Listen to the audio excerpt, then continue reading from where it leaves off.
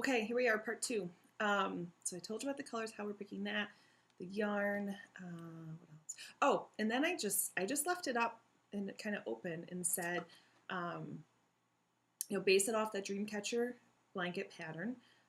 So please block it out to the correct measurements. I want to say it was like 6¼ inches square. Please block it out to that. Please use one of the 5 stitch patterns that's in that.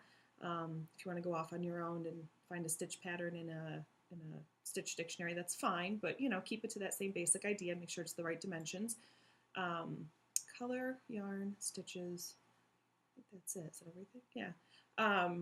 Oh, and then I said, which I shouldn't have said, I asked that they leave one end unwoven in and leave it kind of long if possible so I could use it for stitching and then to weave in the other end. Well, that wasn't very smart, and obviously I haven't seamed together very many blankets because I'll tell you if you ever do this, leave all the ends really long and not woven in because it's a square, hello, 4 sides, you need really 4 ends to weave in or to use for seaming. Even though you only have 2, then you still need more yarn to do up the other 2 sides.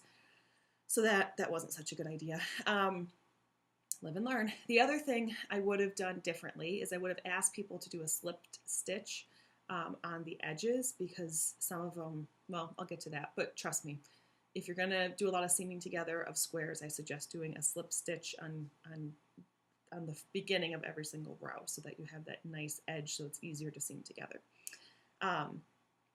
So yeah, so that was the basic instructions. Please follow along with the colors from the chair. And then other than that, have fun with it. Pick out whatever stitch you want, from the pattern. Pick out whatever color you want, have a good time. If you can use stash, that's great, whatever.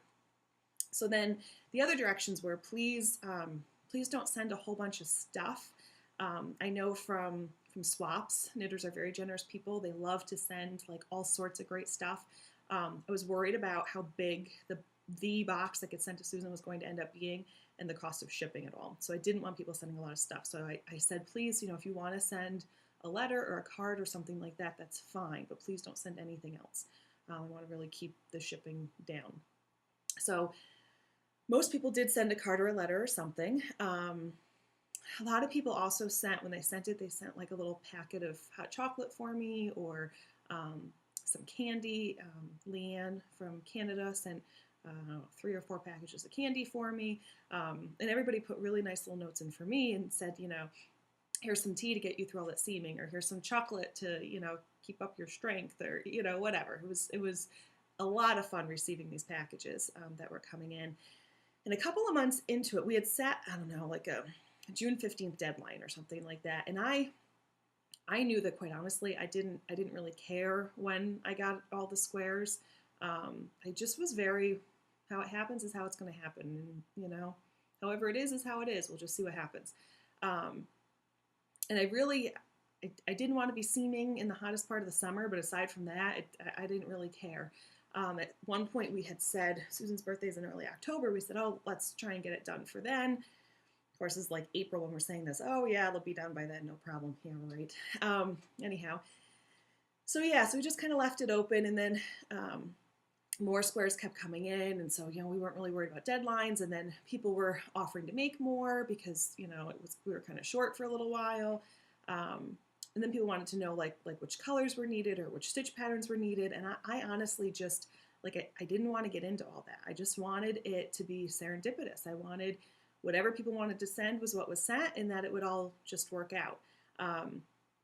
I did put up some pictures for people if they wanted to take a look at what colors we had, but I also just really wasn't interested in trying to match up stitch patterns and colors and all of that. So some laziness on my part. I didn't want to do it, so I didn't. I just put up some pictures, but so yeah, so all these squares were coming in roundabout, I would say, August. I sat down and kind of started to figure out, okay, how many colors of what do we have?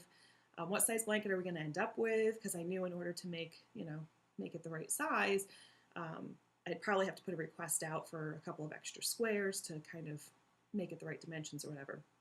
So I wrote down how many we had overall, and how many of each color we had. And some of them, like with the browns, we've got like 2 shades of browns that I just grouped all in together. So there's a couple things like that it might have been a shade or two off that I just, called it all brown. And then I basically looked at it as just this great big puzzle. I sat with pen and paper at my kitchen table while my son was eating breakfast and lunch, and how toddlers take forever to finish meals. So my meal was long over, the dishes were done. I'm still kind of hanging out in the kitchen trying to figure out what to do. I basically do these puzzles, and I would figure out, okay, how am I going to put this blanket together?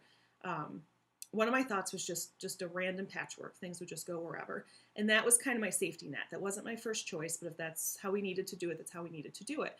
And I had done a little looking around at Ravelry, and I really liked blankets that had a diagonal stripe to them. So that was my hope. I was really hoping that we could get a diagonal stripe worked out.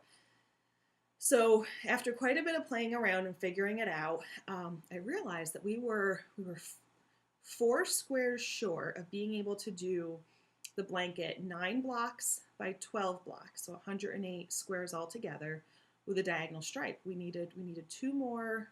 Well, I had 2 blue that I knew were coming, so I was missing those, which was fine. And then I had, I wanted to say I needed 2 more brown and 2 more of a pink. Yeah, I think that's what it was. 2 more brown and 2 more pink. So I had the 2 blue that I knew were coming, and I need 2 more brown and 2 more pink to get this diagonal stripe sequence of these 108 squares. Now, how cool is that? How cool is that it just worked out? I love it. I love it. I love it. So I jump on the thread and I say, okay, here's where we're at. We're going to 9 by 12. That'd be 108 squares, but I need the 2 more blue that I knew was coming from Jill, I'm pretty sure. And then it was 2 more brown and 2 more pink that I needed. And then I even said the wrong Spud and Chloe colorway name. And I put up pictures, and everyone quickly was like, oh no, it's not this pink, it's this other pink, and not a problem. I've got some. I'll get those 2 done for you. And oh, I've got 2 brown. I'll get those out to you real quick. Here they come. Nice. So I want to say it was very early September that I had all of them. And I didn't want to put a single square together until I had every single square.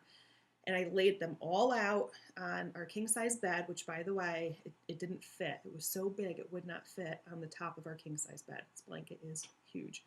So I had to overlap all the squares to get them to all fit. It's really cool. So anyhow, I laid it all out. I got a step stool, climbed up on the step stool, and took my camera and reached my camera way up as high as I could to try and take like an overshot picture of all of them, because I needed the picture in case I got hopelessly lost and couldn't figure out which square went where. I didn't want to seam a single square together until I had all the squares in case I needed to redesign it for some reason. And then I wanted to figure out exactly which square went where, so I wouldn't have to lay them all out again at all, that I could just seam them all together. So I took copious notes on all of that. I then, row by row, I did it as 12 rows of 9. So I would take row number 1, which was on the far right, and I put the squares together, 1 square on top of the one behind it, and then took that whole bunch and wrote on a piece of paper, row 1, and stuck it into a Ziploc bag and wrote on the Ziploc bag, row 1.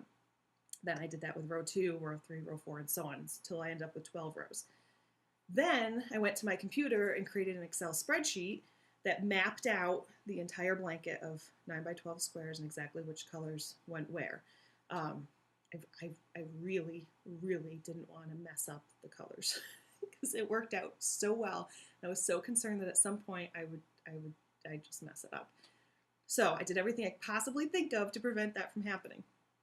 Now, simultaneously, at some point in all this, I'm going to stop here and start again just a minute because I'm just over 9 minutes. See you in a minute.